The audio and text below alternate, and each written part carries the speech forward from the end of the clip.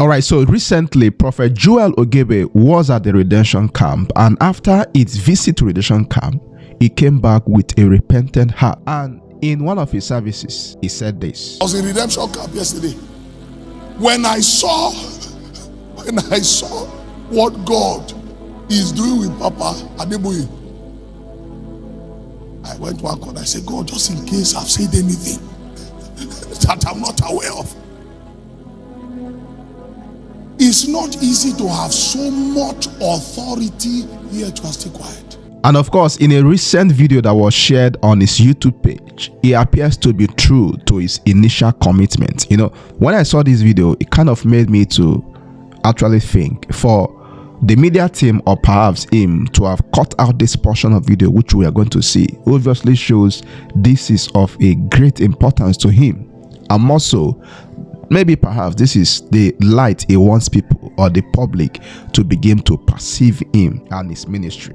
I told them this morning, I said we are changing the whole syllabus of our message. Not because we are changing our emphasis, we are changing the energy behind it. There is a thin line between trying to be righteous and becoming toxic. Your message is true, but it has become a poison. The kind of people it creates. After they hear your message, they will go online and begin to attack people. Have you not seen people who use religion? Instead of to heal, they're using it to kill people. Religion. You want to reform the body of Christ. Are you doing it from love or bitterness? Oh, you will hear them saying this. Don't mind them. As a younger preacher some years ago, I will stand on my altar and out of zeal, I will say, if you are doing this, you are fake. And then the Lord showed me how those words hurt people who we are practicing certain things but not intentionally. They did not know better. So you hear me, see me stand and say, no, sir. There is a spirit maturing me. And guess what? Until you are born again. Meanwhile, being born again is an eternal transformation into the energy of love. God is what? Sir, so when you worship God, who do you worship? So our religion is a religion that worships what?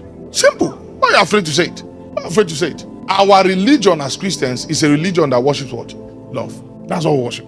That's what we worship. It's all life.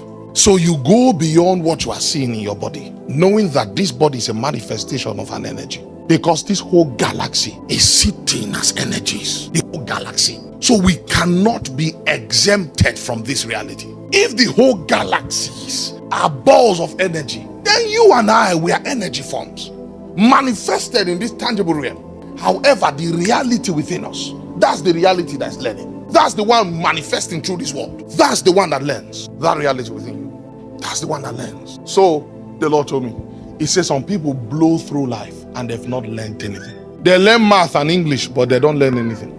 They learn physics and chemistry, but they've not learned anything. When ascended being comes and look at them, they see them as primitive beings. There's no life within them. And then I began to sift the scriptures to find the Father of light and ask myself, I say, Lord, what about those people that the Bible said, this nation, God said they should go and kill this nation? And then he told me something. He said, sin is a payment. If you put in catastrophe, catastrophe will come back to you in any form, but it's the same thing you put out.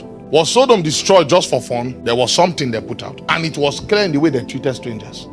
It was clear. So I actually live in my creation. Now, as I listened to him make this pronouncement, I kept asking myself question: what was the purpose of all the correction and their so-called attack he was having back those days? Was this indeed to defend the body of Christ, to defend the faith, and to attack some of the strange practices and strange doctrines we've got to see in the body of Christ? If this were indeed the purpose of most of those videos we've got to see publicized coming from him, do you think for any reason it is ideal to tone down when it comes to defending the faith because of the effect it's having on people negatively, or maybe perhaps it should be done maturely? But for what it presents, I think this is a call for us to understand we don't have to stand on a view because a popular man of God said so, or because our popular man of God makes any pronouncement from the pulpit. I mean, if we must comment, if we must disagree with anybody, let it be purely based on a scriptural position, personal revelation, or indeed on the true doctrine of Christ. Because at the end of the day, everyone will give account for what he has said, the kind of life he has lived. And so if you allow yourself to be influenced negatively or positively by what you get to hear from your man of God, at the end of the day, You will give account for those things you have said and for the lifestyles you have lived. You know, looking at all this video, some time ago, Prophet Joel Ogebe shared how he had to connect with Emmanuel Iren. I was in Abuja 2 weeks ago in the parlor. We were having a meeting with my brethren. And all of a sudden I told them, I said, the Lord just spoke to me. He said, go and connect to Emmanuel Iren as your friend. Now, I don't make friends anyhow. I don't. I don't have any contact with him, nothing. But see, we do not know men after the flesh. 1 week later, I still came. Connect with him. I said, okay. And I called a friend. I said, this is what the Lord has told me. He said, yes, I have connection to him. Let me call him and tell him.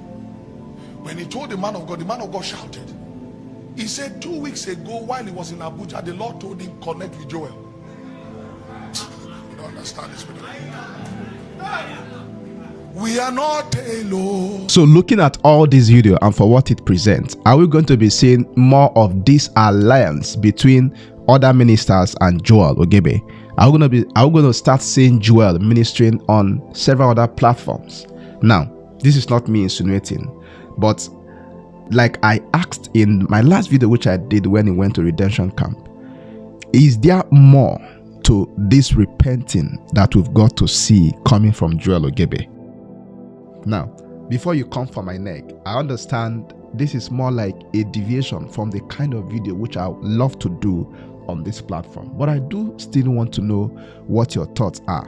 And for his newfound part, we wish him well, and we also hope that other people learn and follow from his path. And if indeed we must bring correction to the body of Christ, defend the faith, it should be done maturely.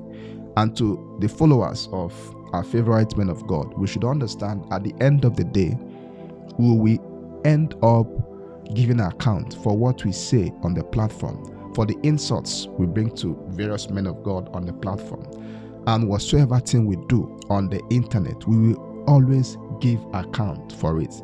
Let us not, out of emotion, defend people or create for ourselves enemies, when at the end of the day or at any time, our man of God can just turn around and turn a new leaf.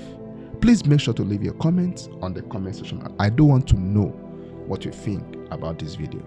See you to the next of my video.